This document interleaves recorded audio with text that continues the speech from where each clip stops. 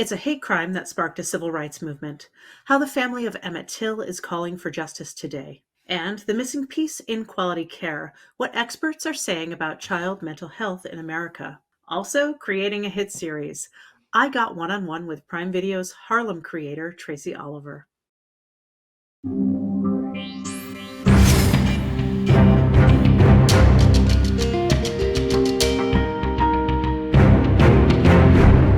Hi, welcome to Advocate Today. I'm Tracy E. Gilchrist. The family of Emmett Till is filing a lawsuit demanding a sheriff execute a decades-old arrest warrant on the woman involved in his murder. Carolyn Bryant Dunham is the woman who accused 14-year-old Emmett Till of whistling at her. At the time, she owned a market with her husband in Mississippi. Later, her husband and another man took Till from his bed, beat him, shot him, and dumped him in a river. Both men were acquitted by an all-white jury. Till's killing was a catalyst for the civil rights movement. Bryant Dunham is now 89 years old. She was never tried for any crime, even though an arrest warrant was issued for her. Mental health experts are now calling for a change in the way we treat children with behavioral health care needs to make sure they're getting proper follow-up care. A new study is looking at the records of more than 28,000 children ages 6 to 17 who visited the emergency room with mental health issues. Less than a third of them had follow-up mental health visits within 7 days, and only 55% had a follow-up visit within 30 days. Research has shown that follow-up visits with a mental health care provider lowers a person's suicide risk and raises the chances they will take their prescription medicine. The Prime Video series Harlem is making waves with TV fans. I spoke with Harlem creator Tracy Oliver about introducing a queer character, weaving Black history into the storyline, and more. The first season came out toward the end of 2021 and at a very different time. And would you talk a little bit about coming back and shooting season 2 now that things are a little more open and I'm assuming there's a little more of a family on set? We were starting to reopen and things just felt a little lighter and freer. But at the same time, while I was in the writer's room, I just kept reading about so many suicides.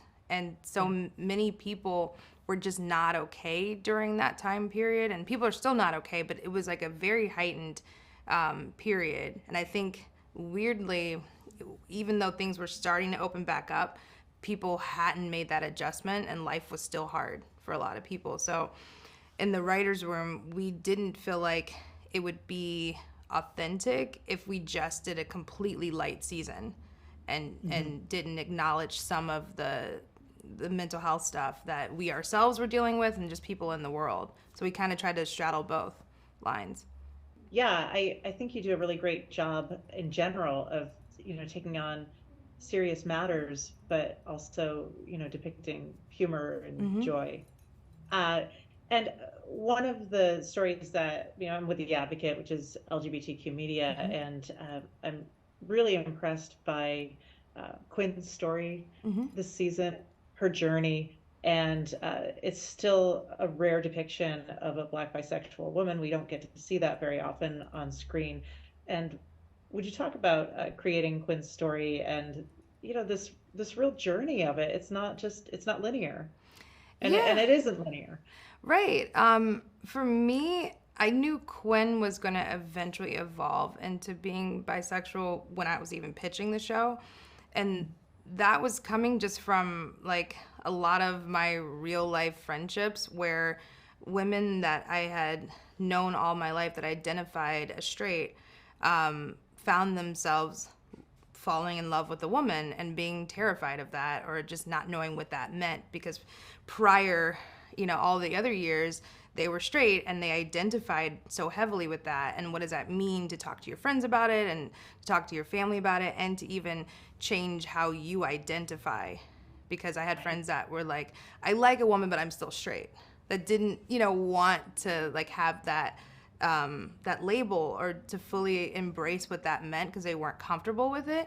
And with Quinn, she surprisingly identifies and opens her heart up to a woman very easily, and I love that about it. And she gets to explore like a different aspect of her personality, and we tried to like bring levity into it too because that's a thing. You're learning, how to make love to a woman or do different things that you hadn't done prior. And so just having conversations with writers in the writers' room and trying to come up with like interesting ways of playing that story out. And then also deepening Quinn, because she's like in the first season, the really positive, kind of chipper, naive one. And this time around, like she's really struggling and trying to figure out who she is and, to find her happiness. But there was a lot of layers I think we got to play with her in this season. There's not just one queer person in a friend group, because Right. often on TV you see that. Yeah. The one. Yep. No, that's Yeah. true too. And I think people didn't see that coming, but I kind of knew where I was going. But I was like, oh, there's going to be two by the time season one ends. But yeah.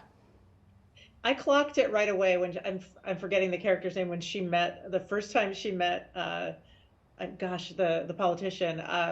I was like, oh no, they're hooking up. Really? It was helpful. But I've been out a long time, and when there was nothing, so I've learned how to read between the lines of everything. Oh, I love that.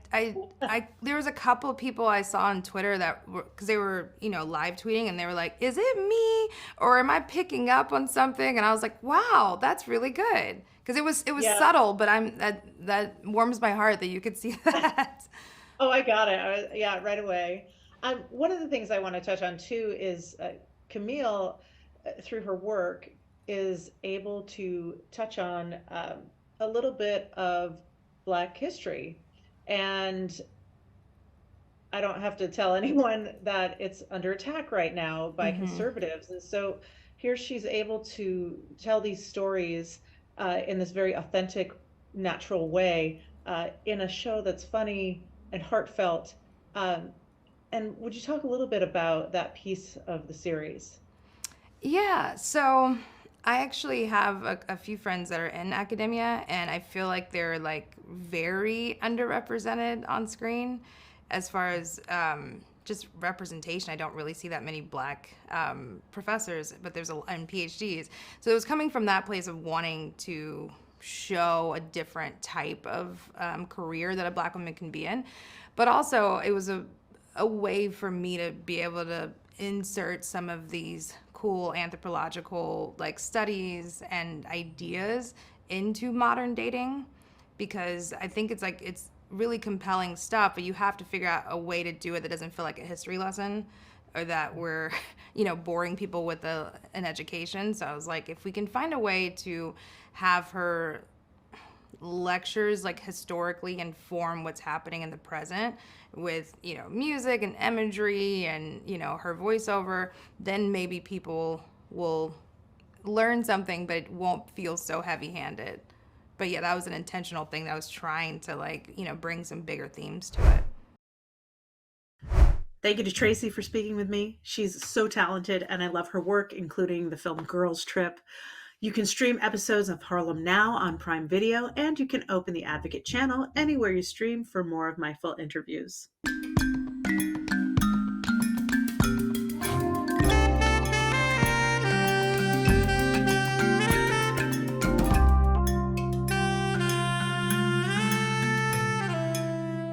We're celebrating Black History Month today by honoring multi-talented business and thought leader John Amaechi. Amaechi is the first former NBA player to come out as openly gay.